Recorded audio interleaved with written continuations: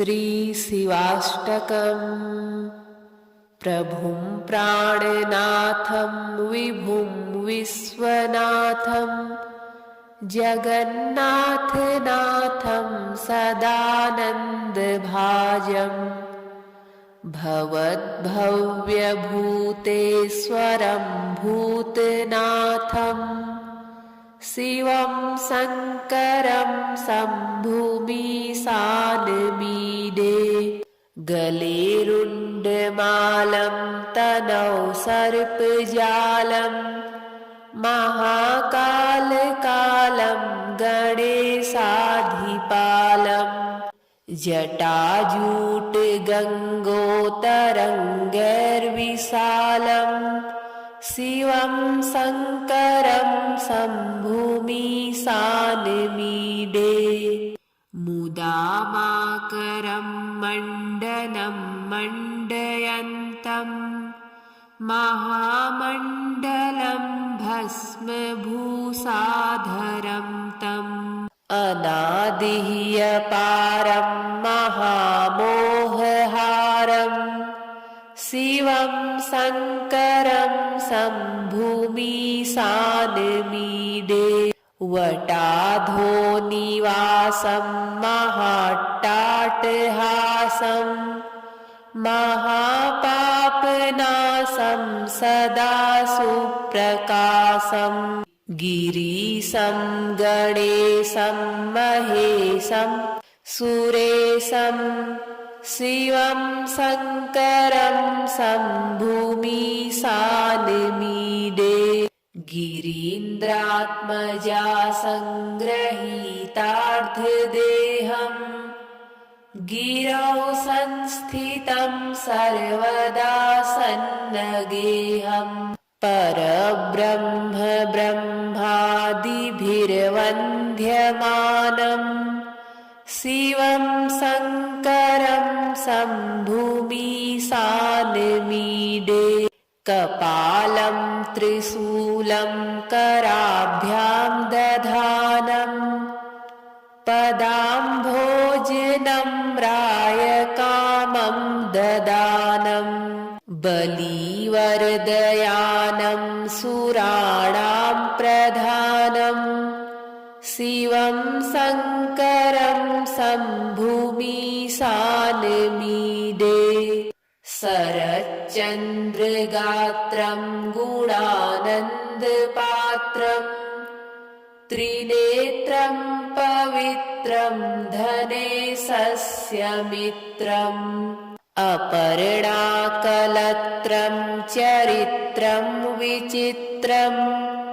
शिवं शङ्करं शम्भुमीशानमीडे। हरं सर्पहारं चिताभूविहारं भवं वेदसारं सदा निर्विकारं श्मशाने वसन्तं मनोजं दहन्तं शिवं शङ्करं शम्भुमीशानमीडे। स्तवं यः प्रभाते नरः शूलपाणे पठेत् सर्वदा भर्गभावानुरक्तः सपुत्रं धनं धान्यमित्रं कलत्रं विचित्रं समासाद्य मोक्षं प्रयाति। प्रभुं प्राणनाथं विभुं विश्वनाथं जगन्नाथनाथं सदानन्दभाजं भवद्भव्यभूतेश्वरं भूतनाथं शिवं शङ्करं शम्भुमीशानमीडे। गले रुण्डमालं तनौ सर्पजालं महाकालकालं गणेशाधिपालं जटाजूटगङ्गोत्तरङ्गैर्विशालं शिवं शङ्करं शम्भुमीशानमीडे मुदामाकरं मण्डनं मण्डयन्तं महामण्डलं भस्मभूषाधरं तम् अनादिह्यपारं महामोहहारं शिवं शङ्करं शम्भुमीशानमीडे वटाधोनिवासं महाट्टाटहासं महापापनाशं सदा सुप्रकाशं गिरीशं गणेशं महेशं सुरेशं शिवं शङ्करं शम्भुमीशानमीडे गिरीन्द्रात्मजा सङ्गृहीतार्धदेहं गिरौ संस्थितं सर्वदा सन्नगेहं परब्रह्म ब्रह्मादिभिर्वन्द्यमानं शिवं शङ्करं शम्भुमीशानमीडे कपालं त्रिशूलं कराभ्यां दधानं पदाम्भोजनं रायकामं ददानं बलिवरदयानं सुराणां प्रधानं शिवं शङ्करं शम्भुमीशानमीडे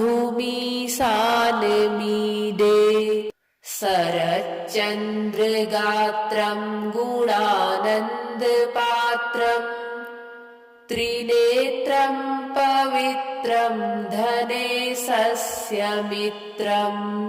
अपर्णाकलत्रं चरित्रं विचित्रं शिवं शङ्करं शम्भुमीशानमीडे हरं सर्पहारं चिताभूविहारं भवं वेदसारं सदा निर्विकारं श्मशाने वसन्तं मनोजं दहन्तं शिवं शङ्करं शम्भुमीशानमीडे स्तवं यः प्रभाते नरः शूलपाणे पठेत् सर्वदा भर्गभावानुरक्तः सपुत्रं धनं धान्यमित्रं कलत्रं विचित्रं समासाद्य मोक्षं प्रयाति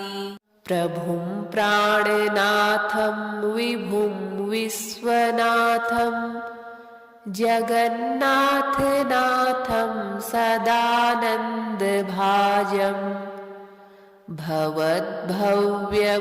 भवद्भव्यभूतेश्वरं भूतनाथं शिवं शङ्करं शम्भुमीशानमीडे गलेरुण्डमालं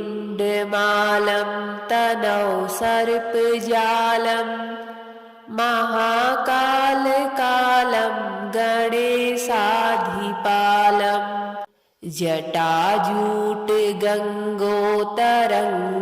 जटाजूटगङ्गोतरङ्गैर्विशालं शिवं शङ्करं शम्भुमीशानमीडे मुदामाकरं मण्डनं मण्डयन्तं महामण्डलं भस्मभूषाधरं तम् अनादिह्यपारं महामोहहारं शिवं शङ्करं शम्भुमीशानमीडे वटाधोनिवासं महाट्टाटहासं महापापनाशं सदा सुप्रकाशं गिरीशं गणेशं महेशं सुरेशं शिवं शङ्करं शम्भुमीशानमीडे गिरीन्द्रात्मजा सङ्ग्रहीतार्धदेहम् गिरौ संस्थितं सर्वदा सन्नगेऽहम् परब्रह्म ब्रह्मादिभिर्वन्द्यमानम् शिवं शङ्करं शम्भुमीशानमीडे कपालं त्रिशूलं कराभ्यां दधानम् पदाम्भोजनं रायकामं ददानम् बलिवर्दयानं सुराणां प्रधानम् शिवं शङ्करं शम्भुमीशानमीडे शरच्चन्द्रगात्रं गुणानन्दपात्रम् त्रिनेत्रं पवित्रं धनेशस्यमित्रम् अपर्णाकलत्रं चरित्रं विचित्रम्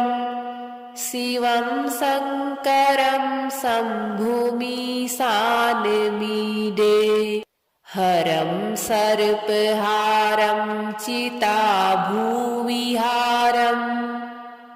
भवं वेदसारं सदा निर्विकारम् श्मशाने वसन्तं मनोजं दहन्तम् शिवं शङ्करं शम्भुमीशानमीडे स्तवं यः प्रभाते नरः शूलपाणे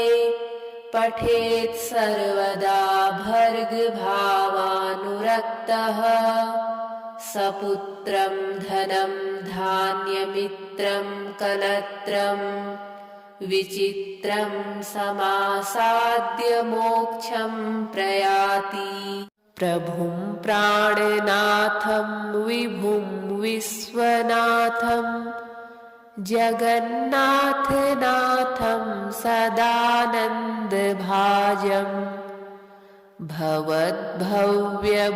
भवद्भव्यभूतेश्वरं भूतनाथम् शिवं शङ्करं शम्भुमीशानमीडे गले रुण्डमालं तनौ सर्पजालं महाकालकालं गणेशाधिपालम्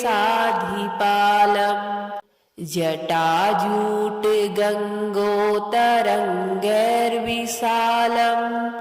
शिवं शङ्करं शम्भुमीशानमीडे मुदामाकरं मण्डनं मण्डयन्तम् महामण्डलं भस्मभूषाधरं तम् अनादिह्यपारं महामोहहारम् शिवं शङ्करं शम्भुमीशानमीडे वटाधोनिवासं महाट्टाटहासं महापापनाशं सदा सुप्रकाशम् गिरीशं गणेशं महेशं सुरेशं शिवं शङ्करं शम्भुमीशानमीडे गिरीन्द्रात्मजा सङ्ग्रहीतार्धदेहम् गिरौ संस्थितं सर्वदा सन्नगेऽहम् परब्रह्म ब्रह्मादिभिर्वन्द्यमानम् शिवं शङ्करं शम्भुमीशानमीडे कपालं त्रिशूलं कराभ्यां दधानम् पदाम्भोजनं रायकामं ददानम् बलिवर्दयानं सुराणां शङ्करं शम्भुमीशानमीडे शरच्चन्द्रगात्रं गुणानन्दपात्रं त्रिनेत्रं पवित्रं धनेशस्यमित्रम् अपर्णाकलत्रं चरित्रं विचित्रम् शिवं शङ्करं शम्भुमीशानमीडे हरं सर्पहारं चिताभूविहारम् भवं वेदसारं सदा निर्विकारम् श्मशाने वसन्तं मनोजं दहन्तम् शिवं शङ्करं शम्भुमीशानमीडे स्तवं यः प्रभाते नरः शूलपाणे पठेत् सर्वदा भर्गभावानुरक्तः सपुत्रं धनं धान्यमित्रं कलत्रं विचित्रं समासाद्य मोक्षं प्रयाति प्रभुं प्राणनाथं विभुं विश्वनाथं जगन्नाथनाथं सदानन्दभाजम्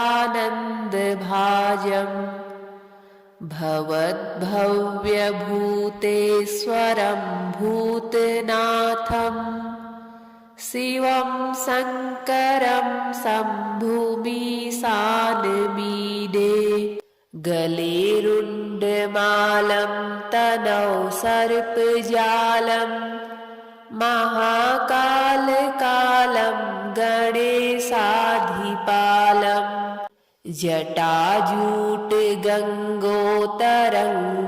जटाजूटगङ्गोतरङ्गैर्विशालं शिवं शङ्करं शम्भुमीशानमीडे मुदामाकरं मण्डनं मण्डयन्तं महामण्डलं भस्मभूषाधरं तम् अनादिह्यपारं महामोहहारं शिवं शङ्करं शम्भुमीशानमीडे वटाधोनिवासं महाट्टाटहासं महापापनाशं सदा सुप्रकाशम् गिरीशं गणेशं महेशं सुरेशं शिवं शङ्करं शम्भुमीशानमीडे गिरीन्द्रात्मजा सङ्गृहीतार्धदेहं गिरौ संस्थितं सर्वदा सन्नगेहम् परब्रह्म ब्रह्मादिभिर्वन्द्यमानं शिवं शङ्करं शम्भुमीशानमीडे कपालं त्रिशूलं कराभ्यां दधानं पदाम्भोजनं रायकामं ददानम् बलिवरदयानं सुराणां प्रधानम् शिवं शङ्करं शम्भुमीशानमीडे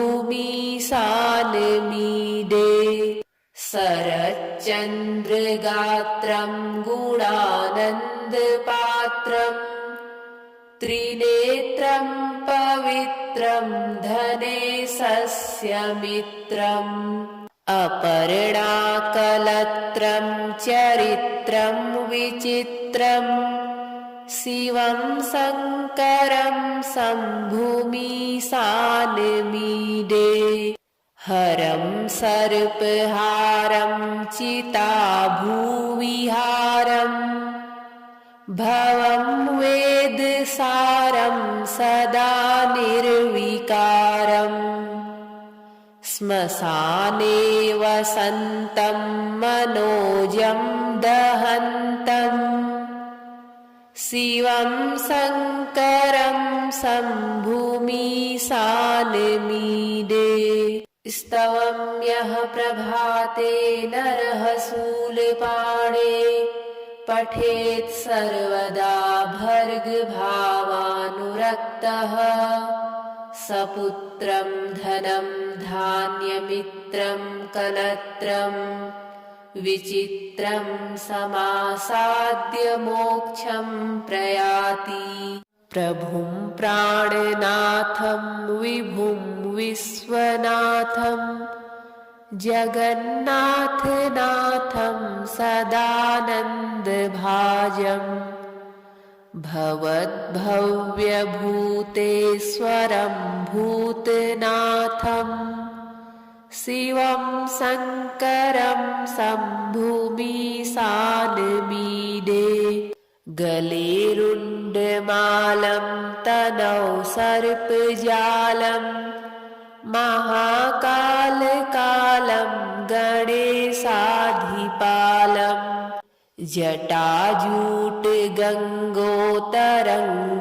जटाजूटगङ्गोतरङ्गैर्विशालं शिवं शङ्करं शम्भुमीशानमीडे मुदामाकरं मण्डनं मण्डयन्तं महामण्डलं भस्मभूषाधरं तम् अनादिह्यपारं महामोहहारं शिवं शङ्करं शम्भुमीशानमीडे वटाधोनिवासं महाट्टाटहासं महापापनाशं सदा सुप्रकाशम् गिरीशं गणेशं महेशं सुरेशं शिवं शङ्करं शम्भुमीशानमीडे गिरीन्द्रात्मजा सङ्गृहीतार्धदेहं गिरौ संस्थितं सर्वदा सन्नगेहम् परब्रह्म ब्रह्मादिभिर्वन्द्यमानं शिवं शङ्करं शम्भुमीशानमीडे कपालं त्रिशूलं कराभ्यां दधानं पदाम्भोजनं रायकामं ददानम् बलिवरदयानं सुराणां प्रधानं शिवं शङ्करं शम्भुमीशानमीडे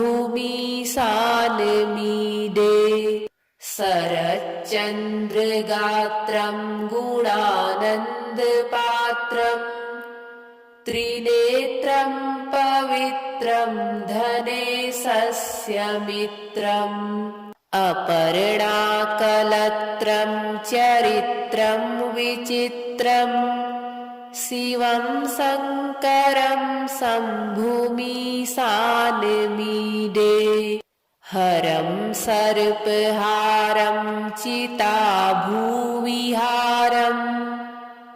भवं वेदसारं सदा निर्विकारम् श्मशाने वसन्तं मनोजं दहन्तं शिवं शङ्करं शम्भुमीशानमीडे स्तवं यः प्रभाते नरः शूलपाणे पठेत् सर्वदा भर्गभावानुरक्तः सपुत्रं धनं धान्यमित्रं कलत्रं विचित्रं समासाद्य मोक्षं प्रयाति प्रभुं प्राणनाथं विभुं विश्वनाथं जगन्नाथनाथं सदानन्दभाजम्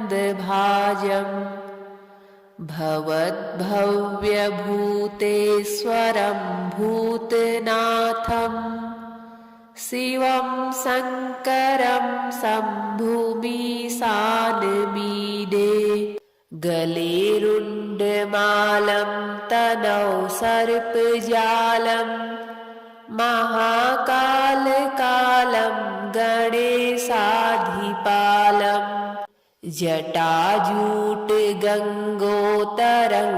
जटाजूटगङ्गोत्तरङ्गैर्विशालं शिवं शङ्करं शम्भुमीशानमीडे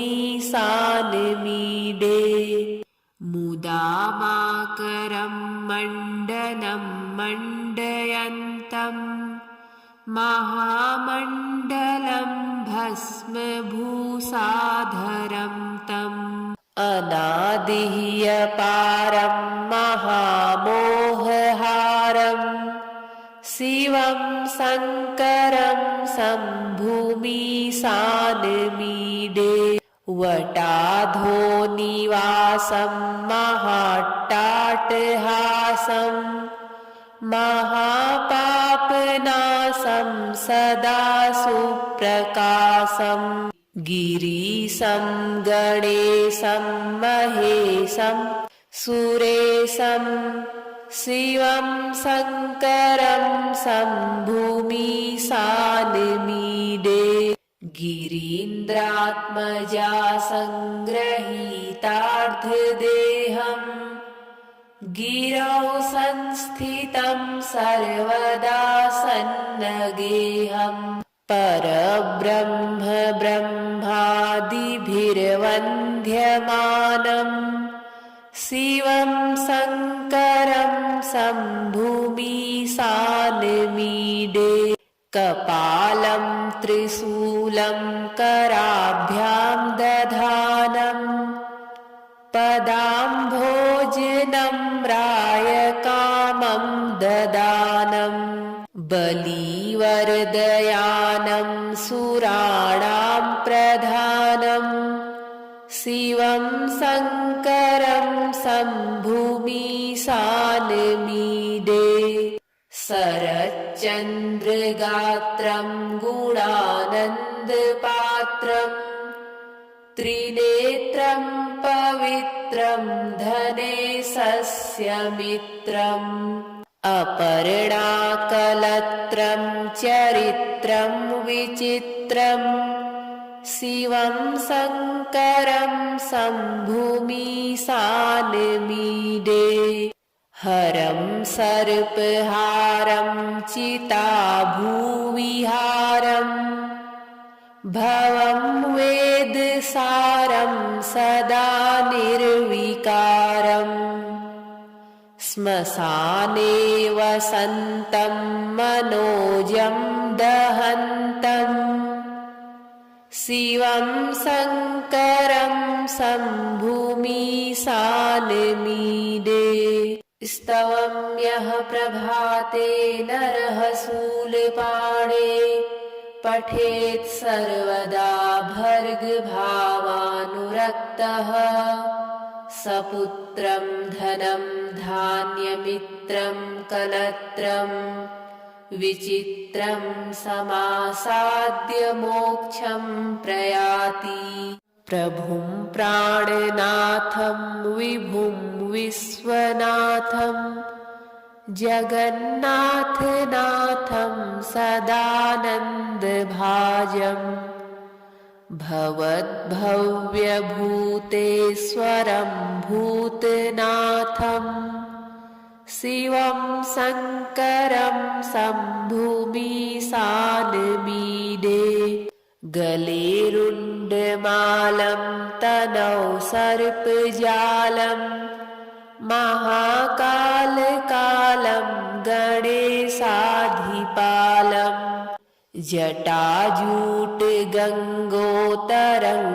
जटाजूटगङ्गोत्तरङ्गैर्विशालं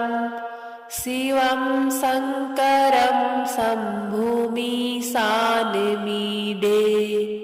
मुदामाकरं मण्डनं मण्डयन्तं महामण्डलं भस्मभूषाधरं तम् अनादिह्यपारं महामोहहारम् शिवं शङ्करं शम्भुमीशानमीडे वटाधोनिवासं महाट्टाटहासं महापापनाशं सदा सुप्रकाशं गिरीशं गणेशं महेशं सुरेशं शिवं शङ्करं शम्भुमीशानमीडे गिरीन्द्रात्मजा सङ्गृहीतार्धदेहम् गिरौ संस्थितं सर्वदा सन्नगेहम् परब्रह्म ब्रह्मादिभिर्वन्द्यमानम् शिवं शङ्करं शम्भुमीशानमीडे कपालं त्रिशूलं कराभ्यां दधानम् पदाम्भोजनं रायकामं ददानं बलिवरदयानं सुराणां प्रधानम् शिवं शङ्करं शम्भुमीशानमीडे शरच्चन्द्रगात्रं गुणानन्दपात्रम् त्रिनेत्रं पवित्रं धनेशस्य अपर्णाकलत्रं चरित्रं विचित्रम्